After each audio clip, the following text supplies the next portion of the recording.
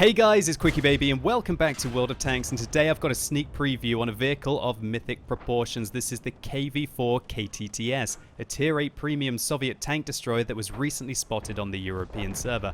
I'm going to quickly run down the statistics of this vehicle, show you some gameplay, and that might give you an idea if it's worth keeping an eye on this one in the future. So firstly, I'd like to clarify that this vehicle has not been announced by Wargaming and everything is completely subject to change. It is firmly within the realms of still being developed, but the fact that super testers have been seen playing it live on the European server gives us an idea that it might be getting a little bit closer. So I'm going to be comparing the KV-4 KTTS to the standard heavy tank KV-4 and also the other two readily available Tier 8 Soviet tank destroyers. So immediately we can see that the KTTS completely destroys the standard KV-4 with regards to DPM, as you would expect considering it is a tank destroyer. The KTTS seems to use the same 107mm that is the top gun on the KV-4, and you know what, that's not necessarily a bad thing because the penetration is high at 227, and if you load APCR it goes up to 289, which is very meaty indeed. However, of course, the penetration of the KTTS completely pales compared to the BL-10 of the ISU-152 with 286mm of penetration, but at least it does better than the SU-101 when it's using its 100mm gun. One thing that should immediately be mentioned, however, is that the DPM of the KTTS does not compare to the ISU-152 or the SU-101, even though it has worse alpha damage than the ISU-152 and the same 320 as the SU-101. Thankfully, this vehicle has enough ammunition currently to be able to destroy pretty much the entirety of the enemy team multiple times over, and you're never going to be running low at the end of an epic battle like you might be with the SU-101 if you were ricocheting a few shells. So aim time wise, the KTTS destroys the KV-4 with 0.4 seconds better aim time,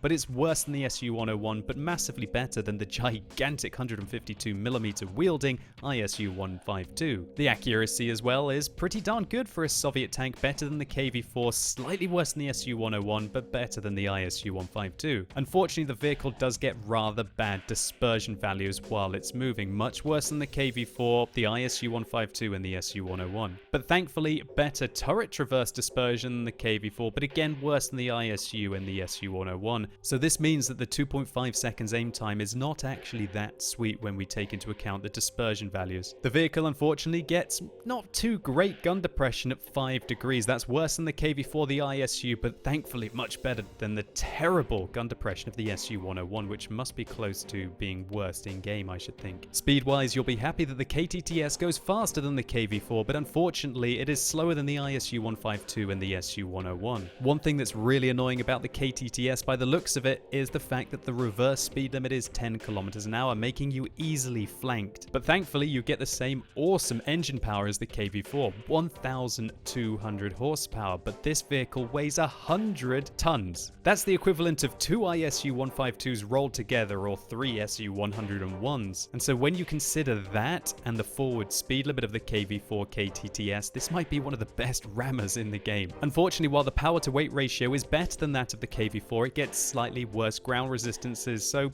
pretty much you're going to have the same mobility as a KV-4, which is, it's not fantastic, right? And this vehicle is going to be much slower than the ISU-152 and infinitely slower than the rather nippy SU-101. Thankfully, the KTTS actually gets better traverse speeds than the KV-4, but these should be taken with a pinch of salt considering that this is a premium vehicle, it doesn't have an upgraded engine, which does affect traverse speeds, and also its ground resistances are worse than the other vehicles. So far you might be a bit disappointed with the KTTS, but you'll be happy to hear that this thing gets some monstrous armor, 200mm at the front, 125 at the side, and 125 at the rear, while the turret front is 250, 125, 125. That means that this vehicle has more armor at the back than either of those two Soviet Tier 8 tank destroyers have even at the front. So let's take a look at the KTTS's armor model. Unfortunately, we find that the lower plate is in fact 175mm thick and not 200 like I was hoping. Now, while the front of the tank is curved, I would far rather that it was angled, of course, because that means that you've still got a big flat area, which, if you're not angling the tank, you only need 180 millimeters to pen. Well, when I say only 180 millimeters, obviously that's fantastic when dealing with tier 6 and even some tier 7 opponents, but when you start to deal with tier 8s, 9s and 10s, that's not really going to go a long way, is it? Thankfully, the flat mid plate of the KTTS is actually thicker at 200 millimeters, and we find that the whole of the front of the turret is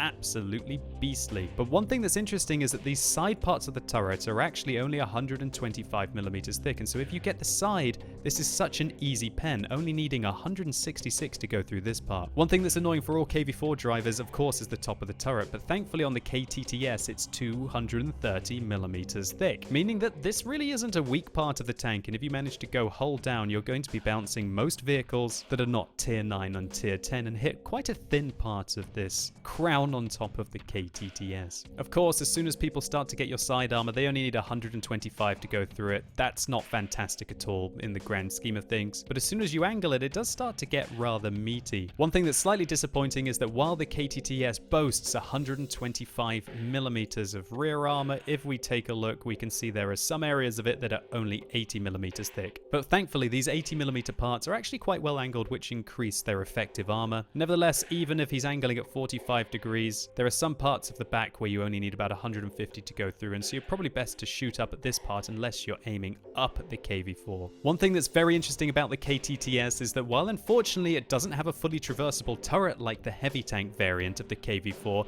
it does have a very wide gun arc. Look at this, look how far it can aim its gun to the side of the vehicle. Now this is actually 45 degrees to one side of the vehicle and 15 degrees to the other. One thing that I should clarify is Tanks GG has actually got this the wrong way round at the moment, and I did confirm this in the gameplay. The vehicle can actually aim 45 degrees to the right, but only 15 degrees to the left. So what is frustrating is that you can't angle your side armor as much as you want down one side of the vehicle. I would want to angle it pretty much like this, where I still have about 240 millimeters of effective armor down the side, while now getting about 200 down the front. Also, by angling like this, you can quite often bait people into thinking, well, I'll shoot the side armor right because surely it's weaker, but actually it's not that much weaker. And angling like this, I expect you're going to be able to troll some inexperienced players. But down the other side of the tank, however, it's absolutely fantastic. Look how far you can aim over. You can pretty much give them the side of your vehicle. And of course, angling like this will not be effective, and I think optimally, you probably want to have it about like this. So as the KTTS is a heavy old girl, she gets a big slug of hit points, 1,200 to be exact, which is 20% more than the ISU-152 and the SU-101, but pales in comparison to the KV-4 heavy tank at 1,700. I have to admit, this is a little underwhelming. I think for such a large tank, I was hoping that it was going to have a bit more to go round, especially when you consider that tier 8 British tank destroyers such as the AT-15 do get a big chunk of hit points at 1,450. So finally, the KTTS gets the same view range as the KV-4 and the ISU-152, a disappointing 350, which means that you're certainly going to have to use binoculars on this tank if you want to spot your opponents at any kind of mid to long range engagement. So I think that about covers it. Let's take a sneak peek at the KTTS and some gameplay. So unfortunately, we're not going to be able to witness this battle from the perspective of the KTTS, and that's because it was spotted by Hokum15 in his 87. Thank you so much for uploading this onto the What Replays website for us all to be able to bask in the glory of what you checked out in game. And that is the KV-4 KTTS. Look at this behemoth of a vehicle. Absolutely ridiculous. Hey, this is a good comparison. Look, the standard tier 8 Soviet tank destroyer, the ISU-152, just drove up alongside it, and this vehicle absolutely dwarfed it in comparison. Looks like we might have a Russian super tester here. I wouldn't be surprised. I don't know who this is, obviously. They're playing on a mysterious account where you can't inspect their statistics either, called _test_wargaming_. Is that enough underscores for you guys? So let's get an idea of the mobility of the KV-4 KTTS. Well, it's evident that the ISU-152 is outmaneuvering it here, as he is pushing it along, I guess helping this novelty in your battle to be able to get towards the combat. What you're seeing there when the KTTS aims towards his left is the maximum extent of the gun arc, that 15 degrees that we were talking about. Again, to clarify that Tanks GG has it wrong at the moment. Tanks GG says that you can aim 45 degrees to the left and 15 degrees to the right. That's actually not the case, and you can aim 15 degrees to the left and 45 degrees to the right. There we go. Take a look at that gun arc down the side of the vehicle. How bizarre is it that you're going to be able to effectively engage better when you're aiming around the right-hand side of a corner than when you're trying to aim around the left? And so if we ever see this vehicle go into this game in this state, then that means that you should effectively try and take out the KTTS by engaging down its right-hand side when you're facing the vehicle, because it's not going to have the gun traverse to be able to take you out. And it'll be much like engaging a standard non-turreted tank destroyer, such as the ISU-1552. So our KTTS buddy had to expose a lot of his side armor to the enemy there. Took a couple of shots, and yeah, he's down to 60% of his hit points. And again, talking about that 15 degrees gun arc, do you see how much he has to expose his tank before he puts in his first shot into the Super Pershing on the enemy team? So again, this is a 107mm gun, the same as what you would have on the KV-4, and it looks like the Super Pester? Gosh, no, I think I'm pestering the Super Tester here, right? Tries to shoot through the lower plate of the Super Pershing, unable to take him out, but then puts one right through the top of the turret, finding the weak point. And I really can't get over the gun arc of this tank. I can't think of many vehicles in the game that do have a gun arc where it can only aim 15 degrees one way or 45 degrees the other.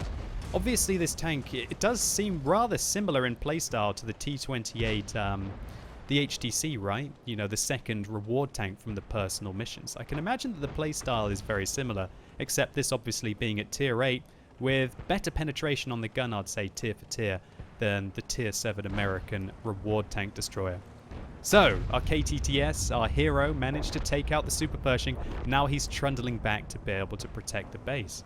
I guess we're going to see now the accuracy of the Soviet guns. Will he be able to finish off the T-37?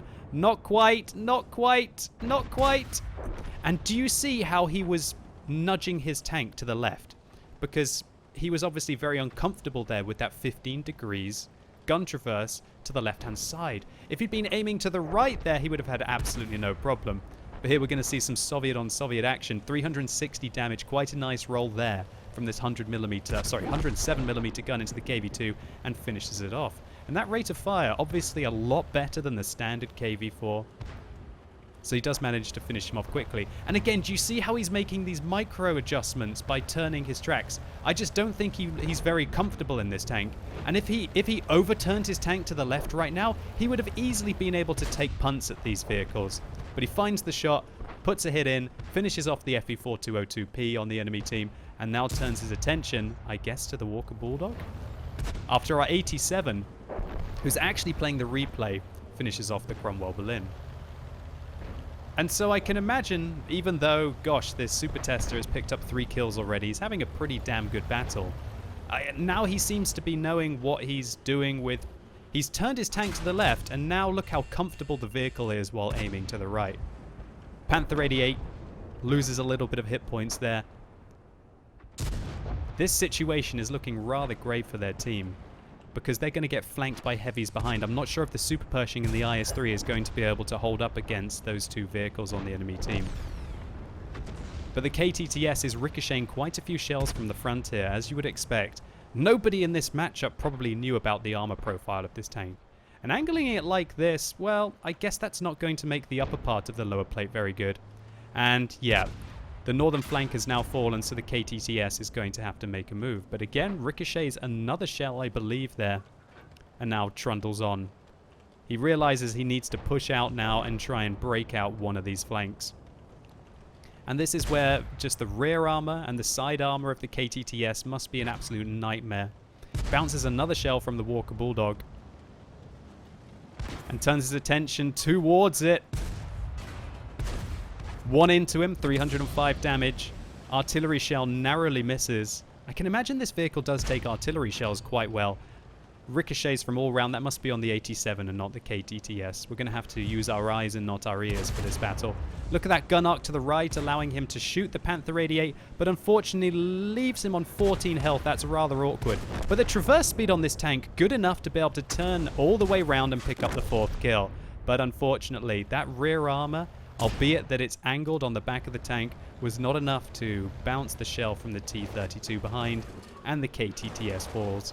And unfortunately for Hokum here, who actually sent us the replay, he's in this very awkward situation where you are in a non-turreted tank destroyer that's rather slow like the 87, and you just have to wait for an awkward grisly demise here. Or maybe he's not. Maybe he's going to go fight it out. But it's a good shot there into the IS-3. Oh no, don't go into the water, buddy. We don't want to see that happen.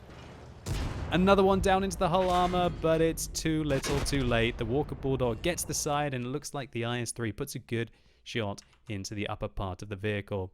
Probably the weak point on top, and that's got to be the bane of every 87 driver, right? So it looks like Hokum tried to do everything in his power to be able to help out his KTTS buddy, and while they did pick up 7 kills between them, it just wasn't quite enough. So unfortunately, we can't see how many credits the KTTS made here or how many premium rounds he may or may not have been firing, but they did have a very respectable result. 2,276 damage and 4 kills, 17 shots, 12 hits, and 10 of those penetrated, as you would expect being top tier. The penetration on this gun is rather nice. And the thick armor and fairly generous hit points of the KTTS enabled them to take 11 hits, of which 5 penetrated the tank and 1,080 ricocheted off. Well, at least 1,080 damage. So while this was a fairly standard result for a heavily armored tank, when it is top tier, and this was some rather lovely matchmaking for the vehicle, I think we got an idea of what to look forward to if we ever get to see the KTTS. For me personally, it looks like it's pretty much ready for release. I feel like it's quite balanced. I think it does have armor weaknesses. It feels novel as there's no readily available tier 8 Soviet premium tank destroyers, so for all of you heavily armored tank destroyer lovers out there, might be a good way to make some credits. And it does have some really quirky features too, such as the gun arc that we were talking about, which will be really surprising, I think, if somebody picks up this tank without knowing it, but certainly enable the knowledgeable player to use the vehicle more effectively and also